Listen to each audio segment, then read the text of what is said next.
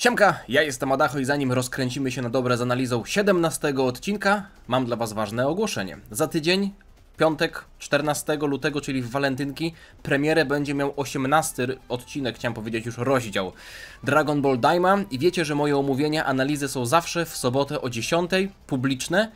Nie będzie tak za tydzień, ostrzegam was, żebyście się nie zastanawiali, gdzie jest mój film. Wyjeżdżam, więc moje omówienie nie pojawi się w sobotę rano, albo pojawi się w niedzielę wieczorem, czyli 15 lutego wieczorem, ewentualnie najpóźniej w poniedziałek. Postaram się, żeby jeśli to było w poniedziałek, to też w godzinach porannych, bo wyjeżdżam, więc nie będzie mnie na weekend. I od razu wam mówię, że będziecie mieli wrzucone wtedy inne filmy, które nagram na zapas, ale będę oglądał odcinek, przygotuję odcinek do nagrania, więc dopiero jak wrócę i będę tutaj przy swoim, duże słowo, ale stanowisku, to wtedy dopiero będę mógł wam to wrzucić i od razu was uprzedzam. Oj, na miniaturce tego odcinka, który będzie za tydzień, będzie coś niesamowitego. Znacie te zasady, już o tym rozmawialiśmy, zresztą oficjalne źródła, anglojęzyczne oficjalne źródło Dragon Balla na X wrzuciło taką grafikę, a japoński kanał Toei na YouTubie przy okazji wrzucił trailer tego Climaxu, czyli ostatnich odcinków Dragon Ball Daima, bo tak naprawdę nie licząc tego, który miał premierę teraz, zostały nam 20 odcinków w sumie. Także już nawet nie można mówić, że powoli wchodzimy w ten finał, już weszliśmy dwiema nogami w ten finał. Jeśli po dzisiejszym odcinku będzie wam mało dyskusji, to zapraszam was tradycyjnie na godzinę 18, dzisiaj w sobotę, na live'a dyskusyjnego. A jeśli chodzi o przyszłego live'a, bo tak się składa, że live za tydzień pewnie też się odbędzie w poniedziałek. Jeszcze będzie to trzeba pogodzić jakoś z Samonami w Dokanie, bo też wychodzą Samony w Dokanie na 10. rocznicę. Śledźcie po prostu mój kanał, żeby być na bieżąco. Wszystkie informacje będę wam przekazywał, także po prostu zostawcie suba, jeśli jeszcze nie subskrybujecie, a ja już nie przedłużam. Przechodzimy do analizy tego ciekawego 17 odcinka. Ciekawego. Powiedzmy, że póki co zdradzę wam tylko tyle, jeśli chodzi o moją ocenę. Ale muszę wam zdradzić inną rzecz, że jak zobaczyłem, że dzisiaj wstawki nie było, to automatycznie się nastawiłem na więcej akcji, bo zaoszczędziliśmy dzięki temu przynajmniej minutę czasu antenowego i przyznam, że to też przez to trochę moje oczekiwania urosły. Chociaż jak bardzo bym się nie starał, to nie umiem się już teraz zmusić do niskich oczekiwań, bo jesteśmy w ścisłym finale serii. Toei wrzuca zapowiedź Climaxu. Zostały 3 odcinki, nie licząc dzisiejszego. Tu już nie ma po prostu miejsca na jakieś smęty. Sam odcinek. Majin Ku wyrwaniem się przed Arinsu, kiedy Goku pytał ich o tożsamość, przypomniał nam o swojej największej zalecie, czyli o jego charakterze. Plus zabawne, że nawet Goku zwrócił mu uwagę na to, że przechwala się swoją porażką.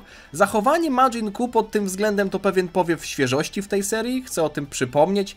Chociaż jest to akcent kompletnie drugoplanowy, także to nie jest tak, że moja ocena odcinka szybuje przez to w górę. Zastanawia mnie wątek Glorio i Arinsu. Ten odcinek zasugerował, jakby to kompletnie miało zostać zignorowane. Wiem, jak to brzmi i może jest za wcześnie na wyciąganie wniosków, ale nie sądzicie, że Glorio i Arinsu, jak już się teraz spotkali, to wypadałoby, żeby chociaż Arinsu coś powiedziała do Glorio w stylu dzięki za pomoc, frajerze. Glorio nie wie, co ona planuje, ona w ogóle nie zwraca na niego uwagi, jakby się nie znali, a może dalej knują, tylko że są perfekcyjnymi aktorami i udają, że się nie znają.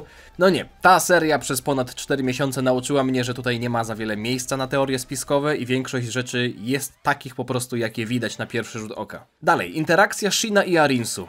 Po ostatnim odcinku i interakcji Shina i Degesu i w ogóle tym, jak skończył Degesu, miałem wielki niedosyt i nie spodziewałem się tutaj fajerwerków. Fajerwerków nie było, chociaż ciekawe jest to, że Shin znacznie był milszy dla Arinsu niż dla Degesu. Nawet się uśmiechnął w podobny sposób jak kiedyś w Majin Buu Sadze, jak jeszcze traktowaliśmy go poważnie. No i najprostszym wytłumaczeniem tego, że Shin był milszy dla Arinsu jest to, że Degesu porwał Dendiego, więc był już na straconej pozycji, a do Arinsu Shin tak naprawdę nie miał jeszcze żadnych pretensji, plus chciał wyprosić od niej kulę, więc wypadało, żeby był miły.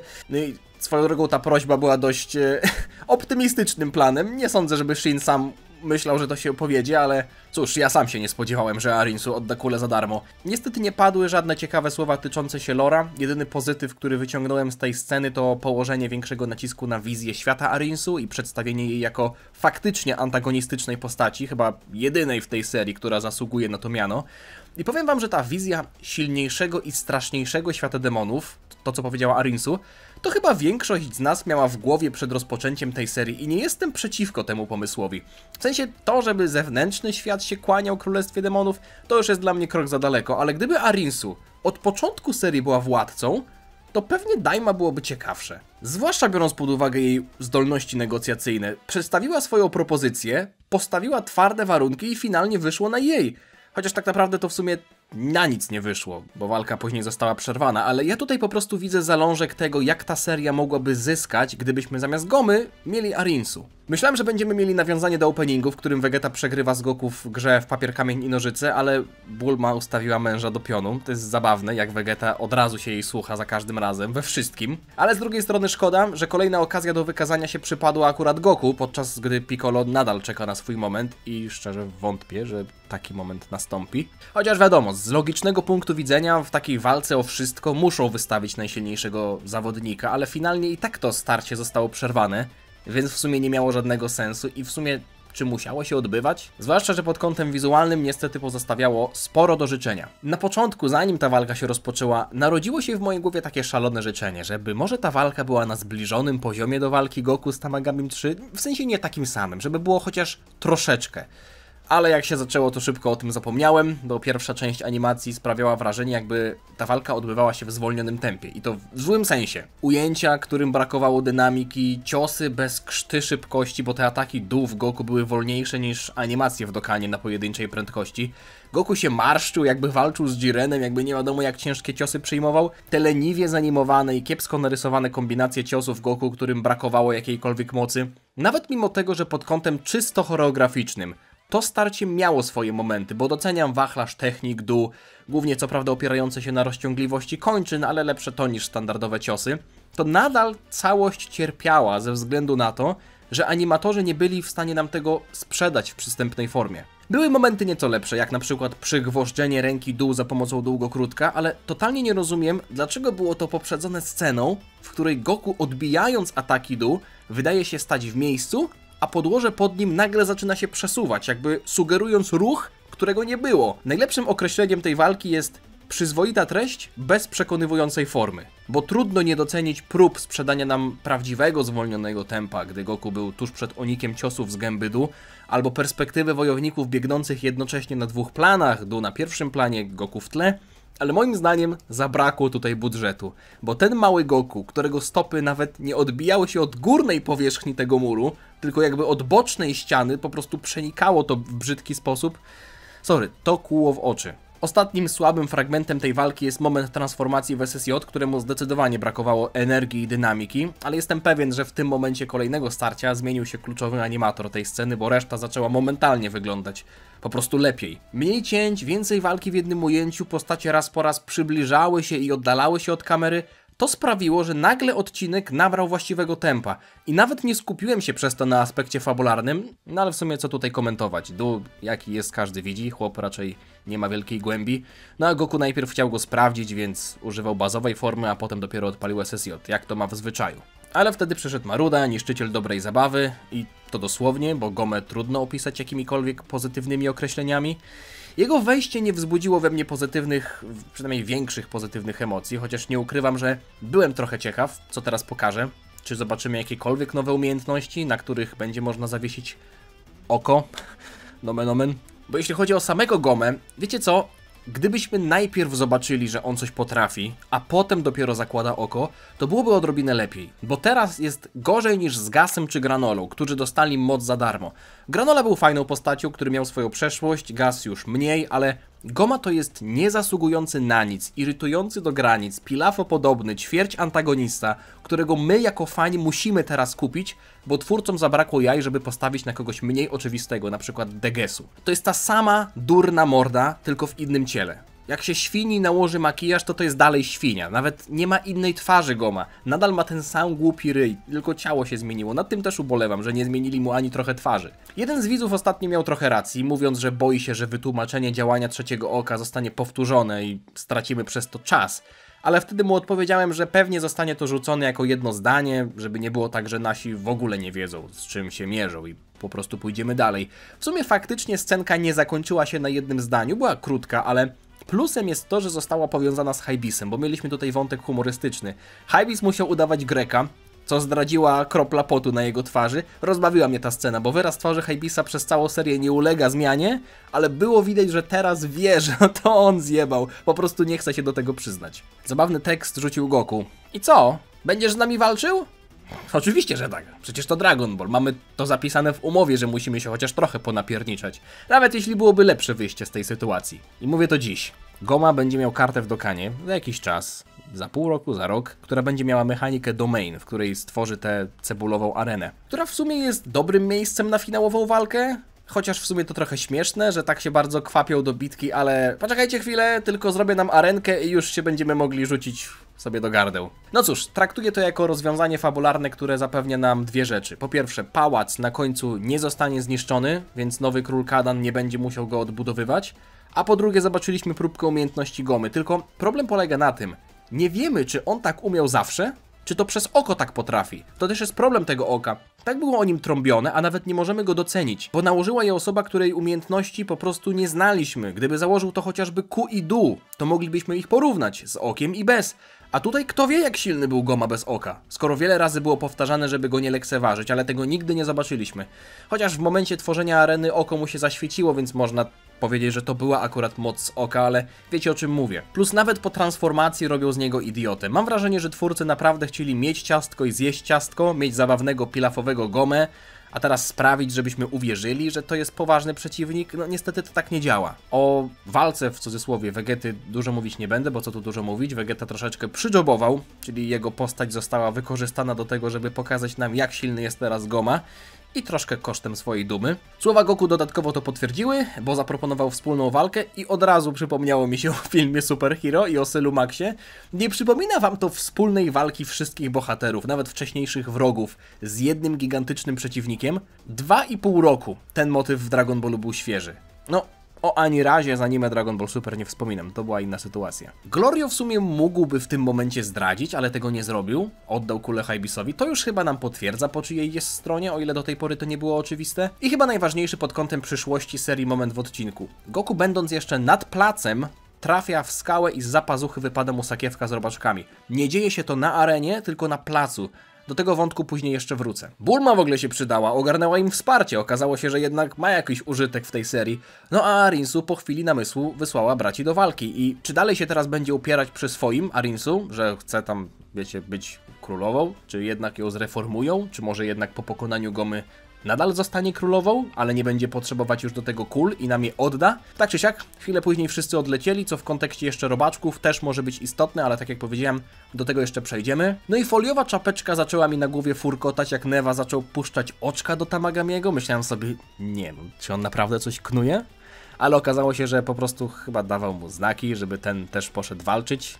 Co było niespodziewane, muszę przyznać, bo nie sądziłem, że taka mieszanka wedlowska się sprzymierzy przeciwko Gomie. Od 18 minuty odcinka wizualnie zaczęło się to prezentować znacznie lepiej, a Piccolo i Vegeta, jeśli nie przybiją sobie jakieś piątki na koniec serii, że dobrze współpracowali, dobrze im się razem walczyło, to naprawdę będę zawiedziony. Ta moc oka wygląda tak, jakby Goma miał znacznie większe umiejętności telekinetyczne. To, jak manipuluje terenem i atakami innych, sugeruje, jakoby mógł on wpływać na otoczenie swoimi myślami, plus miał jakby większą świadomość otoczenia, widział, co się dzieje dookoła niego i to jest tragedia tej mocy.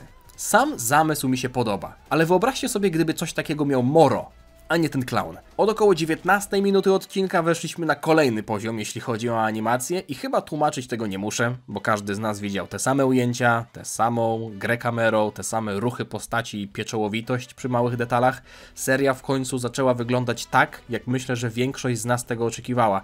I obecnie nie wyobrażam sobie, żeby takiej animacji nie było w przyszłych odcinkach, bo tutaj już nie ma miejsca na taką średniawkę, jaka była na początku tego odcinka. Zwróćcie uwagę na to, jak długie były te sekwencje walki, w których nie widzieliśmy ani jednego cięcia. Kamera oddalała się od celu, latała za bohaterami, podążała za ich ciosami, pokazywała nam pole bitwy z różnych perspektyw, a w międzyczasie można było pokazać naprawdę sporo świetnej animacji. No i z tego, co słyszałem, to puścili nam też nowy soundtrack, który w końcu był adekwatny do tego, co się dzieje na ekranie. Na duży plus scena z 8 różnymi atakami, którymi cała banda zaatakowała Gomę. Wiadomo, że to nie miało prawa się udać, ale widok tak różnych postaci atakujących razem był czymś miłym dla oka, chociaż mam déjà vu z turnieju mocy i walki przeciwko Jirenowi. I to też nie chodzi o strój Gomy, o tym już sobie ostatnio rozmawialiśmy. Vegeta został znokautowany i prosił o robaczka. W sumie Goku też był obity, mrużył już jedno oko, więc niby mocno oberwał, ale wszyscy wiemy, co wydarzyło się później i mówię tutaj o transformacji w SSJ3 i wiemy, że będzie walczył w przyszłym odcinku, tak jakby nie stało się nic. Nie będę narzekał na to, że Vegeta został znokautowany i znowu prosił o robaczka, bo tak jak mówiłem, po 12 odcinku nie oczekuję już wiele, ale zwracam po prostu na to uwagę. No i robaczki, Albo leżą gdzieś na placu i ktoś tam zostanie z naszych wyrzucony i zobaczy, że coś tam leży, więc weźmie to ze sobą, albo okaże się, że ktoś już teraz zebrał je wcześniej z ziemi, tylko tego nie widzieliśmy i na przykład podzieli fuzyjnego robaczka na 2, myśląc, że to jest Senzu i myśląc, że dzieli Senzu dla Goku i Vegety, a tak naprawdę się scalał. Bo jeśli wątek robaczków został poruszony poprzez to, że one wypadły z zapazuchy Goku, to znaczy, że coś tam musi jeszcze być, chociaż zobaczyliśmy na końcu odcinka, że tak naprawdę Goku już sięgnął do tej pazuchy i zobaczyliśmy jakby rozwiązanie tej sceny, ale naprawdę trudno jest mi uwierzyć w to, że nie będzie robaczków fuzyjnych, skoro zobaczyliśmy te robaczki. Byłbym szczerze mówiąc trochę zawiedziony, gdybyśmy nie zobaczyli fuzji w tej serii. Tak czy siak, klimaks tego odcinka, punkt kulminacyjny. Transformacja Goku w SSJ-3. Wyglądała ona pięknie z bliska.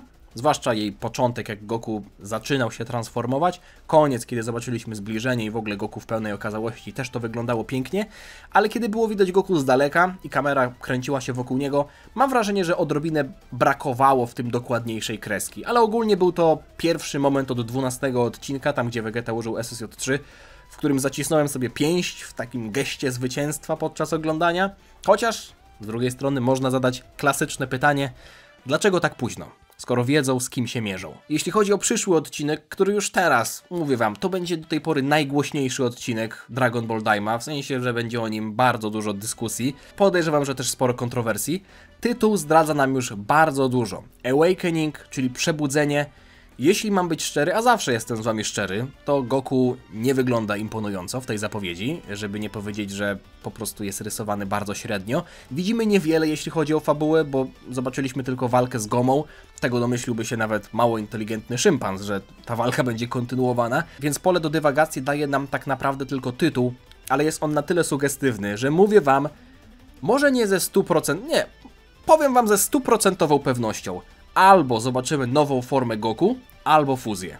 I tak jak byłem wręcz pewien fuzji, odkąd zobaczyliśmy scalające robaczki w 4. odcinku, tak teraz uważam, że możemy zobaczyć to i to. Czyli najpierw forma, potem fuzja. Byłem bliżej fuzji, ale po tej zapowiedzi mam wrażenie, że jeśli zobaczymy jedną rzecz, to może to być jedynie nowa forma. Ale co to miałaby być za forma? Żeby to się nie gryzło z Dragon Ballem Super. No cóż, to musiałaby być moim zdaniem jakaś pochodna SSJ-3. Coś na przykład jak Ultra SSJ-3, czyli SSJ-3 z większymi mięśniami, coś pokroju Ultra SSJ, które znamy z sagi Cella. Fabularnie nie wiem, czy to miałoby sens, ale Goku w mandze Dragon Ball Super, pokazując wszystkie formy po kolei w walce z Toppo, nie włączał żadnego SSJ-4, czy demonicznego SSJ, więc żeby zachować spójność, coś takiego odpada. No właśnie. Żeby zachować spójność, bo może Toriyama miał totalnie wyjebane i zobaczymy coś zupełnie nowego i będziemy musieli znowu operować headcanonami, bo Goku nie użył tego, bo to i tamto. To byłoby fabularne seppuku, znacznie większe niż SSJ-3 Vegeta, no ale tytuł Przebudzenie sugeruje odblokowanie jakiejś nowej mocy w stylu, wiecie, Gohana SSJ-2 czy Bestii. Chodzi o nową moc w wyniku emocji, w wyniku potrzeby. Więc wątpię, żeby to była jakaś nudna transformacja, którą Goku chował na ostatnią chwilę. To będzie SSJ-3 z wielkimi mięśniami. To tak nie wygląda. Fabularnie myślę, że dałoby się to obronić, w sensie, że nie korzystał z tego później. Ale sądzę, że twórcy Daima polecą po bandzie i zobaczymy coś zupełnie nowego. Liczę tylko na to, że po prostu świat Dragon Balla nie zostanie wywrócony do góry nogami. Mam troszeczkę mieszane uczucia, jeśli chodzi o ten odcinek i trudno jest mi wystawić jedną ocenę, bo pierwsza połowa odcinka mi się średnio podobała.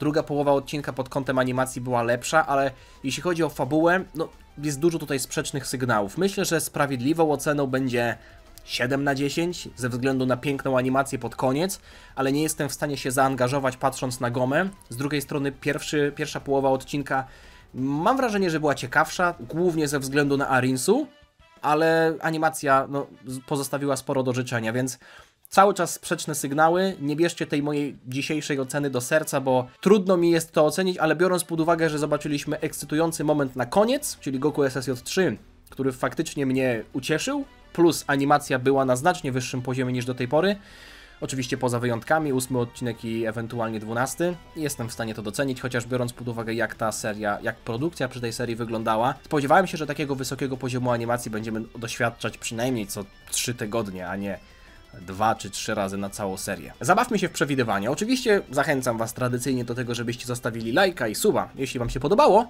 Ale dzisiaj specjalnie zachęcam Was do tego, żebyście zostawili komentarz ze swoimi przewidywaniami. Mam wrażenie, że takiej sytuacji, jeśli chodzi o Dragon Balla, kiedy mamy nową serię, nie wiemy co będzie, ale wiemy, że będzie coś dużego, to będziemy musieli na to czekać bardzo długo. Bardzo dużo czasu będziemy musieli czekać, więc wykorzystajmy tę okazję, zabawmy się w przewidywania. Ja mówię, że to będzie nowa forma Goku, która... Muszę się jeszcze zastanowić. Muszę troszeczkę się zastanowić, ewentualnie na live'ie powiem Wam, co wymyśliłem, ale dajcie mi znać w komentarzu, co sądzicie, co za tydzień w 18 odcinku zobaczymy. I przypominam Wam, mój film o odcinku 18 zobaczycie dopiero albo w niedzielę wieczorem, albo w poniedziałek rano. Zapraszam na 18 na live'a. Jeszcze raz przypominam o zostawieniu oceny i życzę Wam miłego, spokojnego dnia. Jestem ciekaw Waszej opinii na temat tego odcinka i tego, co może się wydarzyć za tydzień. Dziana!